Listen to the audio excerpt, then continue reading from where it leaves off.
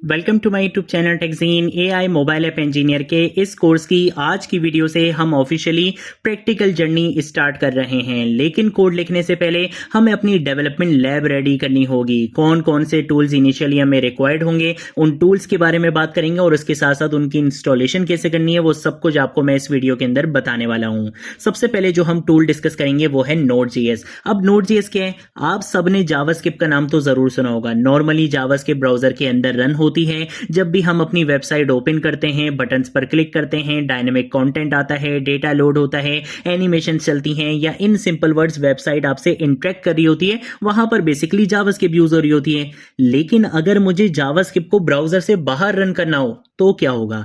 वहां पर basically role start होता है Node.js का। Node.js ये कहता है कि भाई जावास्क्रिप्ट इतनी पावरफुल लैंग्वेज है, इसको सिर्फ ब्राउजर तक लिमिटेड रखने की जरूरत नहीं है, बल्कि आप इसको ब्राउजर से बाहर भी रन किया करो। और बाहर रन करने के लिए जो आपको इन्वायरमेंट चाहिए होगा वो कौन प्रोवाइड करेगा? Node.js खुद आपको प्रोवाइड करेगा। यानी कि in simple words Node.js basically JavaScript का वो रन टाइम इन्वायरमेंट है जो आपको अलाउ करता है कि जावास्क्रिप्ट को आप ब्राउजर से बाहर रन कर सकते हो। अब बात करते हैं यार Node.js की हमें यहां पर नीड क्यों होने वाली है। उसका रीजन ये है कि भाई हम यहां पे जो मोबाइल ऐप डेवलपमेंट करेंगे वो करेंगे रिएक्ट नेटिव के ऊपर, ठीक है ना। और रिएक्ट नेटिव तो बना ही जावास्क्रिप्ट के ऊपर है, रिएक्ट जेएस जावास्क्रिप्ट का यूज करते हुए बनाए। तो इसका मतलब ये हुआ कि भाई हमें जावास्क्रिप्ट को ब्राउजर से बाहर यानी कि अपने सिस्टम में रन करना पड़ेगा ताकि हम मोबाइल ऐप डेवलपमेंट कर सकें। और अगर हमें ब्राउजर से बाहर रन करना पड़ेगा तो जावास्क्रिप्ट को चलाने के लिए हमें एक रन टाइम इन्वायरमेंट चाहिए जो कि कौन है? Node.js। इसका मतलब ये हुआ कि रिएक्ट नेटिव एक्सपो एप्लीकेशंस बनाने के लिए सबसे पहला टूल जो आपको चाहिए वो कौन सा है? Node.js है, ठीक है। अब जब भी हम Node.js की इंस्टॉलेशन करते हैं तो Node.js अपने साथ अपना एक मैनेजर लेकर आता है जिसका नाम होता है npm, यानी कि node package manager. Simple words में बात करें, npm एक ऐसा टूल है जिसकी हेल्प से हम अपने प्रोजेक्ट्स में डिफरेंट पैकेजेस और लाइब्रेरीज को इंस्टॉल कर सकते हैं। अगर हमें कोई भी लाइब्रेरी अपने प्रोजेक्ट में इंस्टॉल करनी है तो वहां पर हम npm का यूज कर सकते हैं, ठीक है। तो सबसे पहले मैं आपको Node.js की इंस्टॉलेशन करके दिखाऊंगा और मैं आपको बताऊंगा कि आप देख सकते हो कि जब हमने Node.js की इंस्टॉलेशन करी तो Node.js खुद तो आया लेकिन अपने साथ साथ अपना पैकेज मैनेजर भी ले आया जिसका नाम होता है npm, ठीक है। तो अब बात करते हैं अपने दूसरे टूल की। सेकंड टूल है हमारा विजुअल स्टूडियो कोड, जिसे हम कॉमनली VS कोड कहते हैं। ये हमारा इस कोर्स के अंदर मेन कोड एडिटर होने वाला है, यानी इसी के अंदर हम अपना रिएक्ट नेटिव और एक्सपो का कोड लिखेंगे, प्रोजेक्ट की फाइल्स मैनेज करेंगे, कोड रीड करेंगे, डिबग करेंगे, टर्मिनल यूज करेंगे, गिट के साथ काम करेंगे और डिफरेंट एक्सटेंशंस के थ्रू अपनी डेवलपमेंट एनवायरनमेंट को पावरफुल और फास्ट बनाएंगे। VS कोड का एक और एडवांटेज ये है कि ये लाइट वेट है और इसको हम अपनी रिक्वायरमेंट के अकॉर्डिंग कस्टमाइज कर सकते हैं। इस कंप्लीट कोर्स में VS कोड हमारा प्राइमरी डेवलपमेंट एनवायरनमेंट होगा, तो हम बेसिकली क्या करेंगे? VS कोड को ही इस कोर्स के अंदर यूज करने वाले हैं, ठीक है। अब हम बात कर लेते हैं एक्सपो के बारे में जो कि हमारा सबसे इंपॉर्टेंट टूल रहने वाला है। उसका रीजन ये है कि रिएक्ट नेटिव एप्लीकेशंस बनाने के लिए आपके पास दो तरीके होते हैं, एक होता है रिएक्ट नेटिव CLI और एक होता है react native expo. React native CLI का यूज करते हुए आपकी एप्लीकेशन के ऊपर आपका कंट्रोल तो बहुत रहता है लेकिन वहां पर डेवलपमेंट आपकी काफी स्लो हो जाती है। आपको एक एक पैकेज की इंस्टॉलेशन मैनुअली जाकर करनी पड़ती थी, एंड्रॉइड के फोल्डर्स में, iOS के फोल्डर्स में अलग, काफी ज्यादा वहां पर टाइम लगता था। और फिर सबसे बड़ी चीज कि उसका जो सेटअप था वो तो बंदे को मार दिया करता था। बहुत सारे लोगों ने गिव अप सिर्फ उसके सेटअप में ही कर लिया था कि भाई हमसे सेटअप नहीं हो रहा, हम आगे सीखना ही नहीं चाहते रिएक्ट नेटिव। लेकिन इन सारी चीजों को सॉल्व किया किसने? एक्सपो ने। और अगर आप रिएक्ट नेटिव की ऑफिशियल डॉक्यूमेंटेशन पे भी जाओगे तो वो खुद सपोर्ट करता है। वो कहते हैं यार अगर आपने फास्ट डेवलपमेंट करनी है जाओ यार एक्सपो का यूज करो, एक्सपो आपको बहुत जबरदस्त फीचर्स प्रोवाइड करता है। अब एक्सपो क्या है? एक्सपो रिएक्ट नेटिव डेवलपमेंट को बहुत सिंपल और प्रोडक्टिव बना देता है। इसकी हेल्प से हम मोबाइल एप्लीकेशन डेवलपमेंट बहुत ईजी और बहुत फास्ट वे में कर सकते हैं। रियल डिवाइसेस पर अपनी एप्लीकेशन को टेस्ट कर सकते हैं, बिल्ड्स क्रिएट कर सकते हैं और इवेंचुअली अपनी एप्लीकेशन को स्टोर्स पर पुश भी कर सकते हैं। सबसे अच्छी बात यह है कि एक्सपो बहुत से कॉम्प्लिकेटेड मोबाइल डेवलपमेंट टास्क को बहुत सिंपल बना देता है। हम इस कोर्स में मॉडर्न एक्सपो टूल्स यूज करेंगे और सिर्फ बेसिक एक्सपो एप्लीकेशन नहीं बनाएंगे बल्कि expo router, device APIs, EAS, notifications, camera, location, AI और प्रोडक्शन एप्लीकेशंस तक जाने वाले हैं इस कोर्स में एक्सपो रिएक्ट नेटिव का यूज करते हुए। ठीक है। तो अभी इसी वीडियो के अंदर मैं आपको एक्सपो का यूज करते हुए अपनी फर्स्ट मोबाइल ऐप भी क्रिएट करके यहाँ पे दिखाने वाला हूँ। ठीक है, इसी के साथ साथ हम बात कर लेते हैं अपने कुछ एआई टूल्स के बारे में, जिसमें हम दो एआई टूल्स मेजरली इस कोर्स के अंदर यूज करेंगे। एक होगा कर्सर और एक होगा क्लॉड। ठीक है, अब कर्सर क्या है? कर्सर एक एआई पावर्ड कोड एडिटर है। आप इसको एक नॉर्मल कोड एडिटर समझ सकते हैं, लेकिन इसके अंदर एआई कैपेबिलिटीज बिल्ट इन होती हैं। हम इसकी हेल्प से कोड जनरेट करवा सकते हैं, एग्जिस्टिंग कोड को समझ सकते हैं, कोड मॉडिफाई करवा सकते हैं, बग्स आइडेंटिफाई करवा सकते हैं, कंप्लीट एप्लीकेशंस बनवा सकते हैं, कॉम्प्लेक्स कोडिंग प्रॉब्लम्स को समझने में असिस्टेंट ले सकते हैं। लेकिन यहां एक बहुत इंपॉर्टेंट रूल है, हम कर्सर से कोई कॉपी पेस्ट नहीं करेंगे ब्लाइंडली। अगर एआई ने कोड जनरेट किया तो हम उस कोड को समझेंगे, चेक करेंगे, रन करेंगे, डिबग करेंगे और उन इश्यूज को बेसिकली फिक्स भी करेंगे। इसलिए हमारा सिग्नेचर कॉन्सेप्ट क्या है? Debug AIs mistake. एआई हमारा रिप्लेसमेंट नहीं है, एआई हमारा को पायलट है। हम इसका यूज करते हुए अपनी डेवलपमेंट स्पीड फास्ट करेंगे, लेकिन ऐसा कुछ नहीं होने वाला कि मैं आपको कॉन्सेप्ट एक्सप्लेन नहीं करूंगा। कॉन्सेप्ट तो हम एक एक कॉन्सेप्ट कवर करेंगे, ताकि आप में और एक वाइब कोडर में जो सिर्फ एआई से कोड कॉपी पेस्ट करता है और जिसकी प्रोडक्शन में जाकर एप्लीकेशन डाउन हो जाती है, उसमें और आप में एक डिफरेंस होना चाहिए। इसी के साथ साथ अगर हम बात करते हैं क्लॉड की, अच्छा एक चीज और कर्सर से रिलेटेड आपने याद रखनी है, ये बेसिकली वीएस कोड पे बेस करता है। इसका मतलब ये हुआ ये वीएस कोड का फॉर्क है, यानी कि वीएस कोड के जो सारे फीचर्स हैं वो सब कुछ आपको कर्सर में मिल जाएंगे। वही सारी एक्सटेंशन, वही सारे फीचर्स सब कुछ यहां पे मिल जाएंगे। बस एक यहां पे एडवांटेज क्या है कि यहां पर आपको बिल्ट इन एआई सपोर्ट मिल जाता है, जिसकी वजह से कर्सर काफी ज्यादा आगे है वीएस कोड से। इसी के साथ साथ अगर हम बात करते हैं क्लॉड की, तो भाई क्लॉड एक एआई असिस्टेंट है जो कोडिंग के साथ साथ रीजनिंग, डिबगिंग और आर्किटेक्चर में भी हेल्प कर सकता है।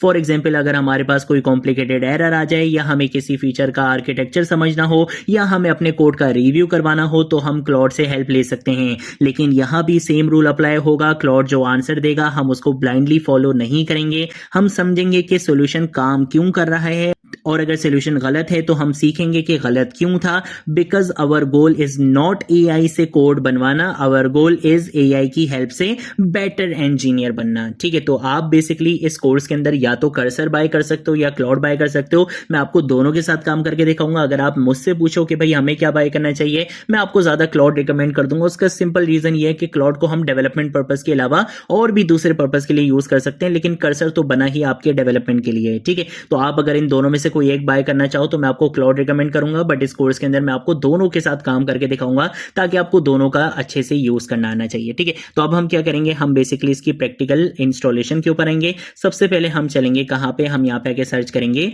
Node.js के बारे में। ठीक है, तो मैं यहां पे आके सर्च करूंगा Node.js, आपको यहां पे दिख जाएगा Node.js। यहां पर आकर आपने गेट Node.js पे जाना है। यहां पे आपने अपना बेसिकली ऑपरेटिंग सिस्टम सिलेक्ट करना है और उसके बाद आपने इसके ऊपर क्लिक कर देना है, जिससे क्या होगा, आपके पास यहां पे बेसिकली इसका जो विंडोज इंस्टॉलर होगा वो यहाँ पे क्या हो जाएगा, डाउनलोड हो जाएगा। जब ये डाउनलोड हो जाएगा तो आपने बेसिकली क्या करनी है, इसकी इंस्टॉलेशन करनी है। ठीक है, तो मैं एक बार इसको यहाँ पे कंप्लीट डाउनलोड होने देता हूँ।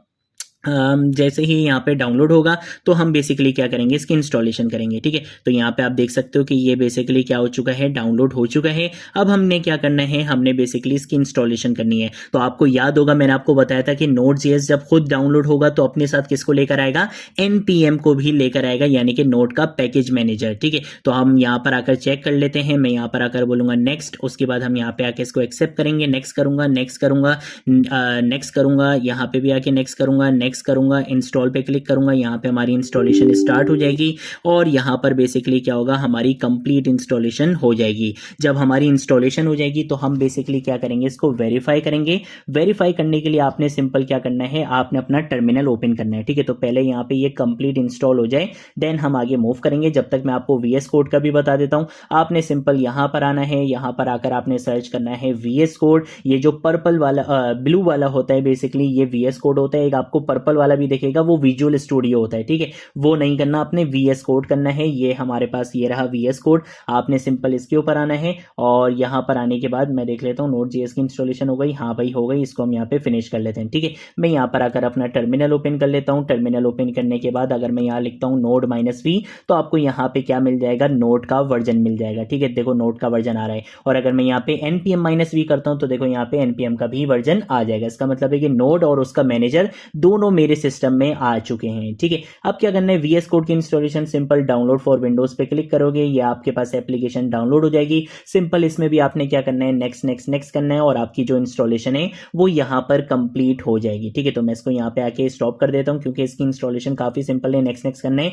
VS कोड आपके पास कुछ इस तरह से आ जाएगा, यहाँ पे VS कोड इस तरह से आपका ओपन हो जाएगा। ठीक है, तो ये बेसिकली हमारे पास VS कोड कोड एडिटर है। अब इसके साथ साथ एक और चीज की क्या इंस्टॉलेशन करनी थी, हमें एक्सपो का यूज करते हुए अपनी first react native application expo application basically build करनी है। ठीक है, और कर्सर और क्लॉड का तो आपको सिंपल पता ही है कि आप अगर सिंपल यहाँ पर आओगे, यहाँ पे आके आप सर्च करोगे कर्सर डाउनलोड, तो आपको यहाँ पे ऑप्शन मिल ही जाएगा डाउनलोड कर्सर का। आप सिंपल यहाँ पर आकर कर्सर को क्या कर सकते हो, डाउनलोड कर सकते हो। सिर्फ वो जो $20 आपने पे करना होता है मंथली, वो आप यहाँ पे ले सकते हो। ठीक है, सेम ऐसे ही अगर आप यहाँ पे आके क्लाउड के बारे में भी सर्च करोगे तो क्लाउड का भी आपको यहाँ पे मिल जाएगा। हम यहाँ पे आके लिख लेते हैं क्लाउड डाउनलोड, तो क्लाउड के लिए भी आपको यहाँ पे ऑप्शंस मिल जाएंगे। मैं लेट सपोज यहाँ पर आता हूँ, यहाँ पे ये आपको बता देगा कि भाई आपने क्लाउड को डाउनलोड करना है विंडोज के लिए, तो वो भी आप क्या कर सकते हो, उसको डाउनलोड कर सकते हो। ठीक है, तो मैं इसको भी यहाँ पे स्टॉप कर देता हूँ। सिंपल जैसे नॉर्मल सॉफ्टवेयर होते हैं ये भी यहाँ पे क्या हो जाते हैं, इंस्टॉल हो जाते हैं। ठीक है, तो ये चीजें हमने यहाँ पे देख ली हैं। अब जो लास्ट चीज करनी है वो हमें चलना है एक्सपो की ऑफिशियल डॉक्यूमेंटेशन पे। तो मैं यहाँ पे आके सर्च करूंगा एक्सपो डॉक्स। ठीक है, तो मैं यहाँ लिखूंगा एक्सपो डॉक्स लिखूंगा। यहाँ पे आप देख सकते हो एक्सपो की ऑफिशियल डॉक्यूमेंटेशन आ चुकी है। हम यहाँ पर आएंगे, यहाँ पर आकर आप देख सकते हो इसने कमांड दी हुई है कि भाई आप npx यानी कि नोड पैकेज एग्जीक्यूटर का यूज करते हुए अपनी एप्लीकेशन क्रिएट कर सकते हो। ठीक है, मैं इस कमांड को तो कॉपी करूंगा, लेकिन मैं यहाँ पे सेटिंग अप योर एनवायरनमेंट पे आऊंगा और यहाँ पर आने के बाद हम चलेंगे बेसिकली अपना क्रिएटर प्रोजेक्ट के ऊपर। क्रिएटर प्रोजेक्ट के ऊपर आकर आपको देखेगा यहाँ पे कुछ टेम्पलेट ऑप्शंस भी होते हैं। अब ये टेम्पलेट ऑप्शंस क्या हैं, यहाँ पर अगर आप देख सकते हो यहाँ पे लिखा हुआ है ब्लैंक डैश टाइप स्क्रिप्ट। ठीक है, यहाँ पे लिखा हुआ है ब्लैंक। तो इनसे बेसिकली होता क्या है, इनसे ये होता है कि आपका जो फाइल एंड फोल्डर स्ट्रक्चर होता है वो ज्यादा भी हो सकता है और कम भी हो सकता है। अगर आप सिंपल उसी कमांड का यूज करते हुए अपनी एप्लीकेशन क्रिएट करोगे तो बहुत सारे ऐसे भी फाइल एंड फोल्डर स्ट्रक्चर आपके पास आ जाएगा जिसकी इनिशियली आपको नीड नहीं होगी। ठीक है, तो मैं अभी क्या करूंगा, मैं सिंपल यहाँ पर आता हूं जरा। ठीक है, और यहाँ पर आने के बाद मैं क्या करूंगा, यहाँ पे आके राइट क्लिक करूंगा, यहाँ पे आके हम अपने टर्मिनल पर आएंगे और यहाँ पर आने के बाद मैं सिंपल क्या करूंगा, इस कमांड को यहाँ पे पेस्ट करूंगा, यहाँ पे लिखूंगा डबल डैश टेम्पलेट। ठीक है, और उसके बाद हमें यहाँ पे क्या बताना है, बेसिकली टेम्पलेट बताना है। ठीक है, तो टेम्पलेट हम क्या बताएंगे, हम यहाँ पे आके लिख देंगे डबल डैश टेम्पलेट। हमने क्या लिखना है, हम यहाँ पे आके लिख सकते हैं ब्लैंक डैश टाइप स्क्रिप्ट लिख सकते हैं। ठीक है, तो मैं यहाँ पे आके लिख दूंगा ब्लैंक डैश टाइप स्क्रिप्ट, यानी कि आपने बेसिकली इसको कॉपी करते हैं और कॉपी करने के बाद मैं इसको यहाँ पे आके क्या कर दूंगा, पेस्ट कर दूंगा। ठीक है, तो मैं बोलूंगा कि भाई आपने ब्लैंक टाइप स्क्रिप्ट का यूज करना है, यानी कि कोई extra basically file and folder नहीं आना चाहिए। बहुत कम चीजों का आपने यूज करना है, लेकिन टाइप स्क्रिप्ट लाजमी होनी चाहिए। ठीक है, तो मैं यहाँ पे आके फर्स्ट स्टेप के नाम से क्या करूंगा, एक फोल्डर बना लूंगा और यहाँ पे ये पूछ रहा है कि भाई कौन सा एसडीके यूज करना है, 57 जो कि लेटेस्ट है, या आपने कौन सा यूज करना है 54 जो एक्सपो गो वगैरह के साथ काम कर जाता है। तो मैं यहाँ पे 54 का यूज करूंगा। उसका रीजन ये कि मैंने इसकी जो टेस्टिंग करनी है वो अपनी रियल डिवाइस पे करनी है, यानी कि अपने रियल बेसिकली मोबाइल के ऊपर करनी है, रियल डिवाइस के ऊपर करनी है। तो उसके लिए हमारे मोबाइल के अंदर जहां पर भी आप इसको टेस्ट करना चाहते हो, हमारे मोबाइल के अंदर एक एप्लीकेशन डाउनलोड होनी चाहिए जिसको आप बेसिकली प्ले स्टोर या ऐप स्टोर से जाके डाउनलोड कर सकते हो, और उस एप्लीकेशन का नाम होता है एक्सपो गो। ठीक है, तो मैं यहाँ पे आपको दिखा देता हूँ एक्सपो गो के नाम से। इस तरह से आप अगर ऐप प्ले स्टोर और ऐप स्टोर पे जाओगे तो आपको इस तरीके की एक एप्लीकेशन मिल जाएगी। आपने अपने मोबाइल में सिंपल इस एप्लीकेशन को डाउनलोड कर लेना है। ठीक है, तो जब आप डाउनलोड कर लोगे आपके मोबाइल में ये वाली एप्लीकेशन आ जाएगी। इसमें सिंपल एक ऑप्शन होता है स्कैन का, स्कैन क्यूआर कोड का। वो क्यूआर कोड जब हम यहाँ पर आकर टेस्ट करेंगे तो आपकी जो एप्लीकेशन है वो डायरेक्टली आपके रियल डिवाइस में, आपके मोबाइल में ओपन हो जाएगी और वहां पर आप उसकी कंप्लीट टेस्टिंग कर सकते हो। ठीक है, जो कि हम अपनी नेक्स्ट वीडियो में करेंगे। अभी हमारा सिर्फ मेन पर्पस है हमारी एक्सपो की एप्लीकेशन यहाँ पे क्रिएट करना। ठीक है, हमने यहाँ पे इंस्टॉलेशन सारी देख ली है और हम यहाँ पे क्या करेंगे, बेसिकली अपनी एक्सपो की फर्स्ट एप्लीकेशन बस यहाँ पे क्रिएट करेंगे। एप्लीकेशन देखो आपकी क्रिएट हो गई। क्या नाम रखा था हमने नाम रखा था फर्स्ट ऐप। ठीक है, तो मैं यहाँ लिखूंगा CD, यानी कि आपने एक फोल्डर में जाना है। किस फोल्डर में जाना है, फर्स्ट ऐप वाला जो हमारा फोल्डर है आपने उसमें जाना है। और यहां पर आकर मैं बोलूंगा कि आपने इस फोल्डर को ओपन कर देना है कोड के अंदर। कोड का मतलब VS कोड के अंदर। तो मैं यहां पे एंटर प्रेस करूंगा। अब आप देखोगे VS कोड के अंदर हमारी एप्लीकेशन ओपन हो चुकी है और आप देखो बहुत कम यहां पे फाइल एंड फोल्डर स्ट्रक्चर है, बहुत ज्यादा नहीं आया। उसका रीजन यह है क्या है कि मैंने ब्लैंक टाइप स्क्रिप्ट का टेम्पलेट यूज करा था। अगर मैं ब्लैंक टाइप स्क्रिप्ट का टेम्पलेट यूज नहीं करता तो बहुत सारे यहां पे फाइल और फोल्डर स्ट्रक्चर आ जाते हैं, लेकिन मैंने ब्लैंक टाइप स्क्रिप्ट का यूज करा जिससे टाइप स्क्रिप्ट तो आया, लेकिन इसके साथ साथ blank type script script I, यानी कि कोई एक्स्ट्रा चीजें यहाँ पे नहीं आई, बस बहुत कम चीजों के साथ हमारी यहाँ पे एक्सपो एप्लीकेशन बन चुकी है। ठीक है, आप यहाँ पे देख सकते हो ये एसेट्स का फोल्डर है, यहाँ पे आप अपनी इमेजेस वगैरह रख सकते हो। यहाँ पे आपका फर्स्ट कंपोनेंट देखो इस तरह से इसने क्रिएट करके दिया हुआ है। ये बेसिकली क्या होता है, हमारे पास रिएक्ट नेटिव का कोड होता है। अब हम नेक्स्ट वीडियो में बेसिकली इस फाइल एंड फोल्डर स्ट्रक्चर को समझेंगे, इस कोड को थोड़ा सा समझेंगे और अपनी एक्सपो गो की एप्लीकेशन में रन भी करने वाले हैं। आज की वीडियो के लिए इतना ही। अगर आपने अभी तक इस प्लेलिस्ट को एक्सेस नहीं किया है तो भाई बहुत बुरी बात है, जल्दी से इस प्लेलिस्ट को एक्सेस करो, ज्यादा से ज्यादा शेयर करो, क्योंकि यहां पर आपको एआई मोबाइल ऐप इंजीनियर का चीता बनाया जा रहा है। आज की वीडियो के लिए इतना ही। अब हम मिलेंगे नेक्स्ट वीडियो में नेक्स्ट टॉपिक के साथ, तब तक के लिए बाय बाय।